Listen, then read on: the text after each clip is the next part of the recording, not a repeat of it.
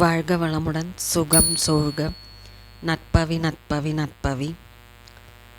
சிவராத்திரி என்ற சொல் சிவனுடைய ராத்திரி என்ற பொருளை தருகிறது.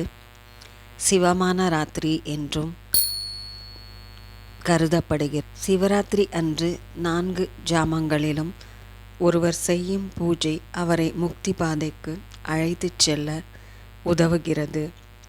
சூரியன், முருகன், மன்மதன், இந்திரன், யமன், சந்திரன், குபேரன், அக்னி பகவான் ஆகியோர் முறைப்படி சிவராத்திரி விரதம் இருந்து பேறு பெற்றுள்ளனர். சிவராத்திரி அன்று ஆலயங்களுக்கு செல்ல முடியாதவர்கள் வீட்டில் இருந்தபடியே சிவபெருமானுக்கு மனதில் அபிஷேகம் செய்து வழிபட்டு வரலாம். எறும்பு, நாரை, புலி, சிலந்தி, யானை, எலி போன்றவை கூட சிவ பூஜையால் மோட்சம் பெற்றுள்ளன. சிவம் என்ற சொல்லுக்கு மங்களம் தருபவர் என்று பொருள். எனவே எந்த அளவுக்கு நாம் சிவ சிவ என்று உச்சரிக்கிறோமோ அந்த அளவுக்கு நன்மைகளை பெறலாம். சிவராத்திரி அன்று திருவிடைமருதூர் மகாலிங்க சுவாமியை வழிபட்டால் மறுபிறவி என்பது கிடையாது. சிவராத்திரி தினத்தன்று தியாகராஜர் என்ற பெயரில் ஈசன் வீற்றிருக்கும் திருத்தலங்களில் அவரை தரிசனம் செய்தால் பாவங்களிலிருந்து முற்றிலுமாக விடுபடலாம். கஞ்சனூரில் ஒரே பிரகாரத்தில் அடுத்தடுத்து 2 தட்சிணாமூர்த்திகள் அமைந்துள்ளனர். சிவராத்திரி அன்று அவர்களை வழிபட்டால் சிவஞானம் எளிதில் கிடைக்கும் என்பது பக்தர்களின் நம்பிக்கை.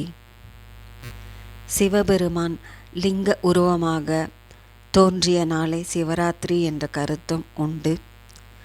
திருவதிகை தலத்தில் உள்ள வீரட்டானேஸ்வரர் சிவபெருமானை சிவராத்திரி அன்று வழிபட்டால் ஆணவம், கண்மம், மாயை ஆகிய 3ம் நீங்கும்.